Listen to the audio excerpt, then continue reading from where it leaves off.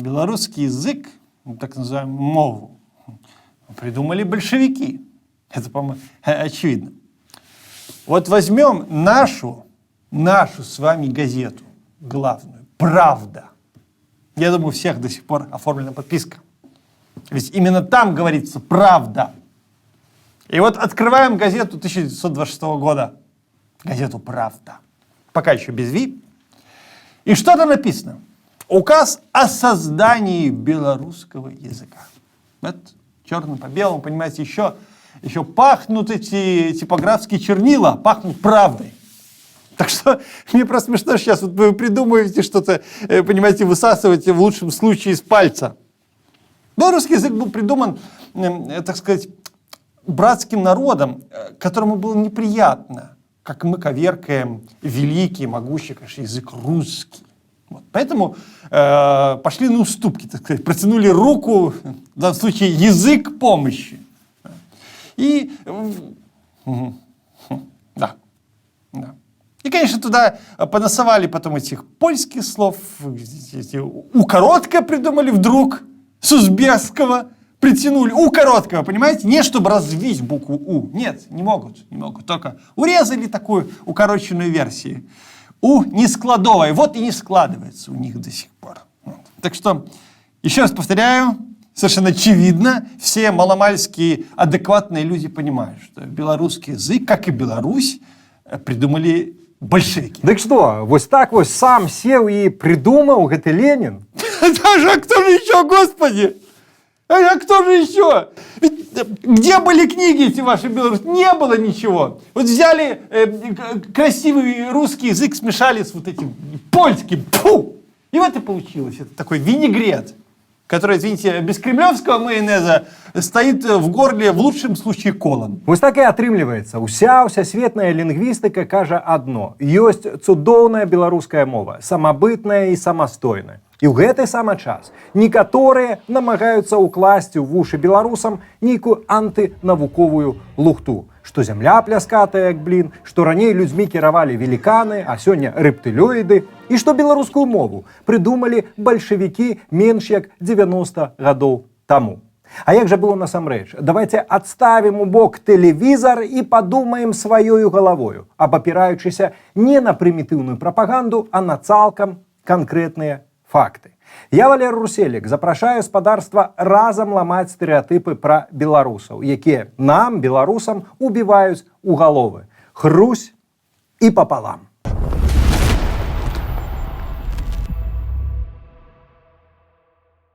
Як вядома, кожнаму шкаляру беларуская мова вырасла з вялікага індаеўрапейскага моўнага мора. Усе славянскія мовы і мовы балтскіх народаў маюць гэтае індаеўрапейскае паходжанне. Хоць цяпер цяжка паверыць, што літоўская і беларуская мовы маюць адно карэнне, але гэта факт. Навукоўцы выдзяляюць у развіцці беларускай мовы протаславянскі перыяд. Гэта час старадаўняй Русі, калі славянскія гаворкі распаўсюдзіліся ад Чорнага і амаль да Балтыйскага мора. Ну да, вот, конечно. Был один старожитний русский язык, такой древний, корнями рос, а потом повылезали все эти украинские, белорусские, понимаете, как сорняки. А мы просто по недосмотру, понимаете, попустились. Надо было, конечно, гораздо раньше это все дело выкручивать, выполоть, но ведь и враги помогали этим языкам расти, да? Тянули их, отрывали от вскормившей их груди от лона, да.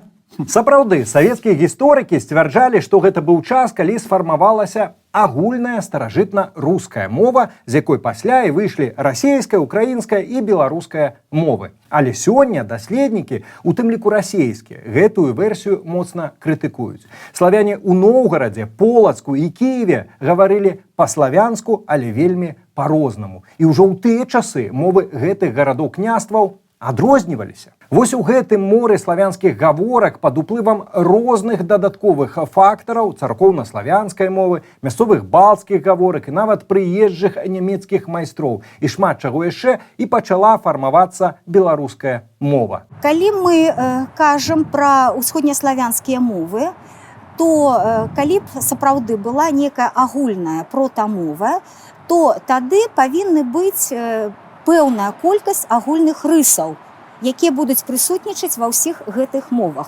Так, ёсць пэўныя агульныя рысы, ну, напрыклад, паўнагалоссе. Прывяду прыклад: горад, град, грот, калі параўноўваць усходнеславянскія мовы з заходнімі і паўднёвымі славянскімі мовамі. Але ёсць рысы, якія, напрыклад, агульныя для беларускай і украінскай. Там зацвярдзеласць, фрыкатыўнасць. Напрыклад, ёсць рысы агульныя для беларускай і рускай мовы. Напрыклад, мяккія і цвёрдыя зычныя. Ёсць агульныя рысы паміж украінскай і рускай мовай, напрыклад, мяккі і цвёрды р. І гэта значыць, калі ёсць нейкія пэўныя агульныя рысы ў гэтых дзвюх мовах, то ў трэцяй яны не прысутнічаюць. І другая прычына – гэта тое, што славянскія мовы іншых славянскіх груп, заходняй і паўднёвай, не выйшлі з нейкай агульнай протамовай. Яны адразу пачалі фармавацца кожна сваім уласным шляхам. Дык чаму усходнеславянскія мовы павінны фармавацца інакш? Першым вядомым дакументам, дзе зафіксаваныя былі менавіта беларускія асаблівасці мовы, прызнаецца дамова паміж смаленскім князем Мсціславам Давыдавічам і горадам Рыгай 1229 года. Гэтая грамата была напісаная не на царкоўна-славянскай, а менавіта на жывой мове смаленску. І там ясна бачныя асаблівасці будучай беларускай мовы. Там ёсць і беларускія словы, і нават літара «у» нескладовая. Напрыклад, напісана «уздумал» і «уніз». Але канчаткова тутэйшая мова сфармавалася і аддзялілася ад іншых славянскіх моваў у часы Вялікага княства Літоўскага. Утварэнне ВКЛ – вось што паспрыяла утварэнню беларускай мовы, а не нейкія там Ленін ці бальшавікі.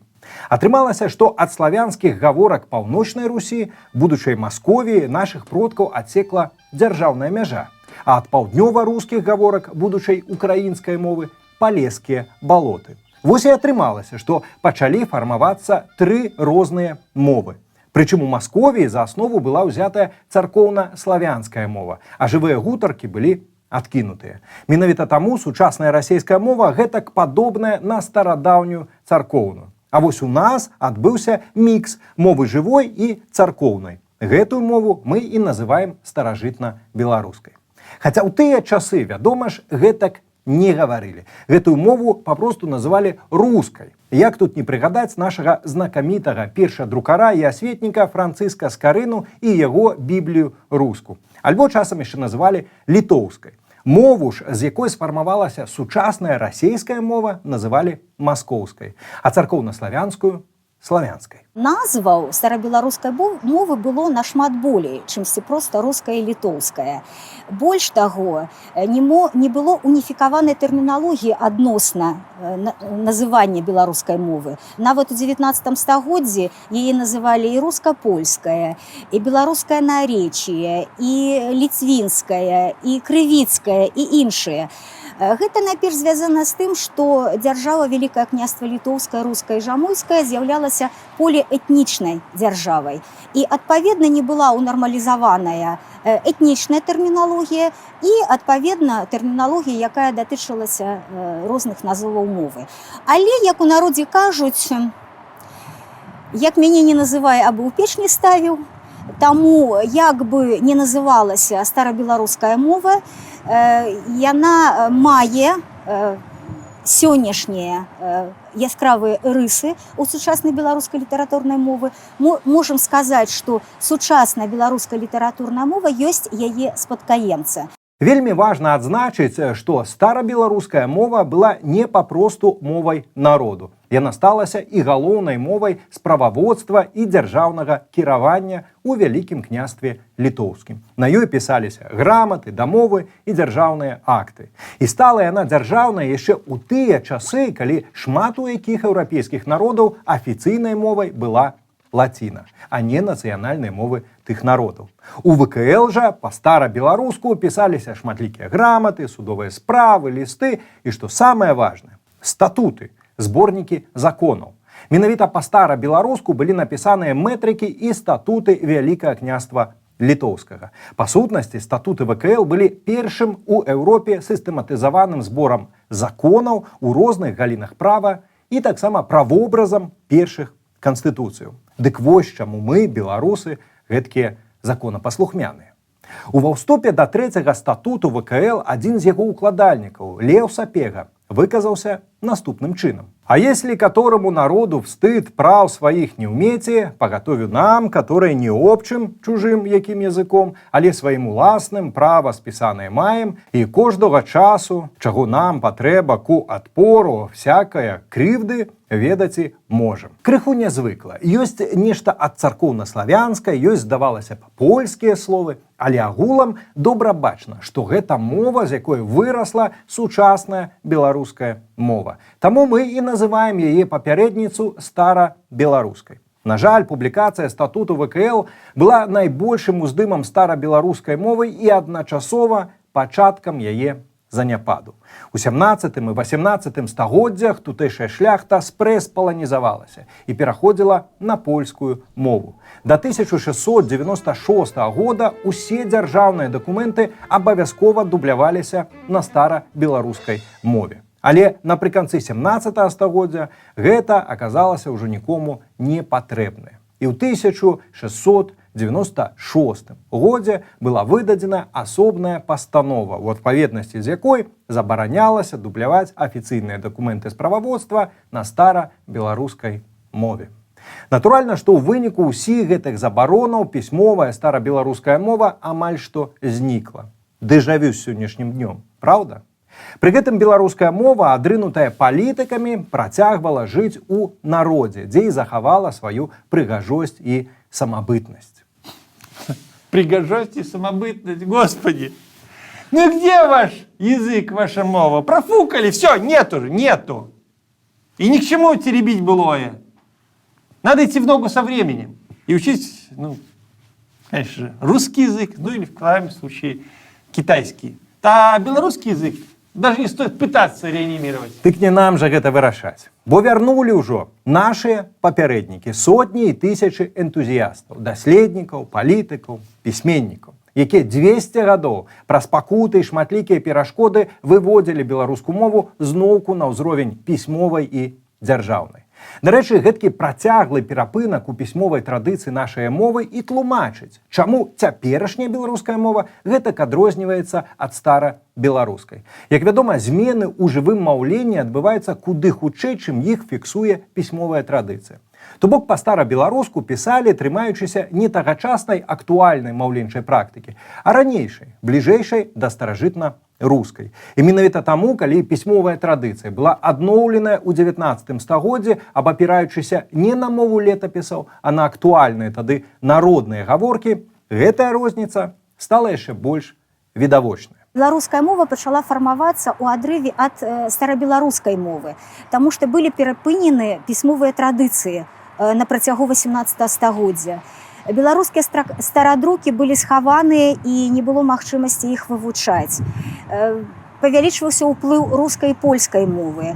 І гэта таксама у умовах забароны беларускай мовы спрыяла павышэнню цікавасці да жывога гутарковага маўлення. Ідзем далей. Адраджэнне беларускай мовы ў першай палове 19 стагоддзя пачалося з невялікіх твораў. Згадайма тут шляхціцаў Яна Чачота і Вінцэнта Дуніна Марцінкевіча. Дадаму сюды этнографаў Паўла Шпілеўскага, Паўла Шэйна і Еўдакіма Раманова. А таксама даследнікаў мовазнаўцаў Івана Насовіча і Яўхіма Карскага. І гэта далёка не поўны спіс. Не забываемся таксама, што менавіта беларускую мову для звароту да жыхароў нашых зямель абраў і кіраўнік паўстання Кастусь Каліноўскі. Гэта і газета «Мужыцкая праўда» і перадсмяротныя лісты з-пад шыбеніцы. Не забываемся і пра тое, што гэта былі за часы. Наша краіна працягвала знаходзіцца пад расійскай акупацыяй. А ў 1840 годзе расійскі імператар Мікалай I адмысловым указам забараніў у афіцыйных дакументах ужываць слова «Беларусь» і ўвёў назву паўночна-заходні край. Не дзіва, што займацца вывучэннем і пагатоў пашырэннем мовы простага народу ў гэткіх варунках было не толькі непрэстыжна, але часам нават і небяспечна. Але забароны забаронамі, а годныя і адданыя роднай зямлі людзі ўсё адно знаходзіліся. У 1891 годзе адвакат Францішак Багушевіч выдаў свой знакаміты зборнік вершаў «Дудка беларуская», дзе ў прадмове напісаў як адрэзаў: «Не пакідайце ж мовы нашай беларускай, каб не ўмёрлі».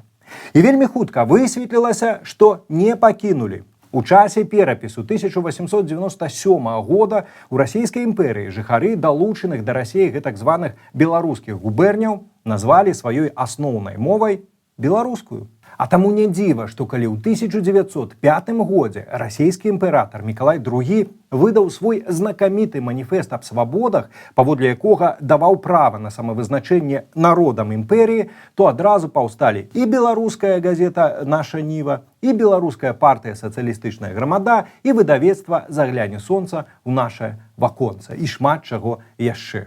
Дарэчы, давайте згадаем бадай самы вядомы беларускамоўны верш, перакладзены, увага, на 101 мову свету. А хто там ідзе? Напісаў яго Янка Купала ў 1905-1907 годах. Гэта, увага, на 20 гадоў раней, чым бальшавікі нешта там на сваім пленарным паседжанні насаздавалі. А таму бальшавікі, можна сказаць, прыйшлі на ўсё гатовенькае. У 1918 годзе ў нас была наша беларуская мова з газетамі, кнігамі, пісьменнікамі, тэатрам, хай сабе вандроўным, палітычнымі камітэтамі і нават школьнай граматыкай, напісанай Браніславам Тарашкевічам. Супраць гэткай моўнай стыхіі вось гэтак папросту не папрэш. Менавіта таму, ствараючы Беларускую Савецкую Рэспубліку, бальшавікі банальна былі вымушаныя улічваць і нашу беларускую мову. Слушайте, у вас так все складно, а? Так все как одно к одному. А если у вас так все складно, ответьте мне, пожалуйста, почему тогда большевики пошли навстречу этим польским нацменам и начали эту так называемую белорусизацию, а? Палітыка беларусізацыі – гэта палітыка па адраджэнні беларускага нацыянальнага культурнага жыцця.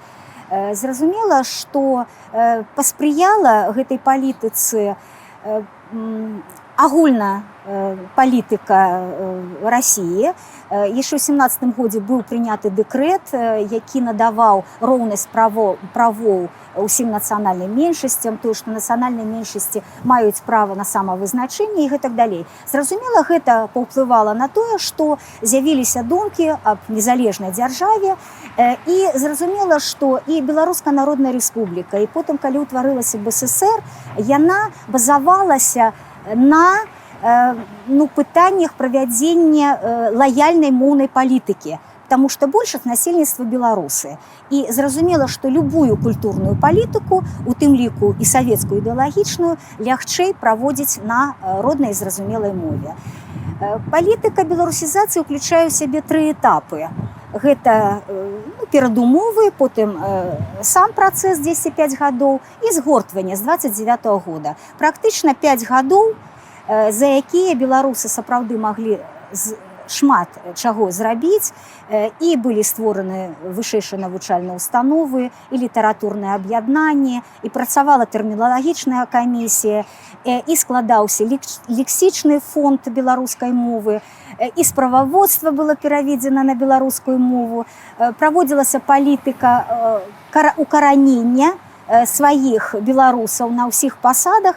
Карацей кажучы, за гэты досыць кароткі перыяд беларусы здолелі умацаваць сваю нацыянальную свядомасць, але, на жаль, пачынаючы з 29-го года, у сувязі з звяртаннем да палітыкі цэнтралізацыі і фармавання агульнага савецкага народа, палітыка беларусізацыі была згорнута. Зрэшты, калі разабрацца, то якая розніца? Наколькі старадаўняя наша мова? Яна ёсць тут і цяпер. Яна мае слоўнікі, даведнікі, літаратуру, музыку, тэатры і нават крыху кіно. На гэтай мове нават у яе літаратурнай версіі гавораць прынамсі дзясяткі тысяч чалавек. А ў натуральнай, вясковай, дык і наагул сотні і сотні тысячаў. Ну а пасіўна ёй валодаюць мільёны. Нават калі дапусціць, што яе прыдумалі пазаўчора, хоць гэта і не так, то што гэта змяняе? Беларуская мова наша, і толькі мы адказныя за тое, ці будзе яна жыць далей. Ну, допустим, ладно, может быть. Какая-то основа для вашего белорусского языка была и до Ленина. Может быть, да? Но мы ведь все знаем, прекрасно осознаем, где была эта основа. А? В деревне, в деревне белорусский язык вырос корнями из этой унавоженной земли, понимаете? Потому что как белорусы жили? Ну вот там грибы пособирали, подкали рушники, да, макнули скварку в чарку и перекинулись пара этих свежевыдуманных белорусских слов. Вот вся белорусская жизнь была. И оттуда, естественно, и вот появился этот ваш белорусский язык. Из деревни, из села. Вот в этом вы меня точно не убедите. Все. Ну што ж, відаць, Сергей Миколаевич ніяк не супакоіцца. А таму, сябры, давайте наступным разам і пагаворым пра тое, ці сапраўды беларусы гэта вясковая нацыя. І нічога, акрамя вёскі, у нас не было. Зламаем і гэты стэрэатып. Ну а пакуль што не забудзьцеся пра падабайку, каментар і падзяліцца відэа з сябрамі. Ну і падпіска на канал.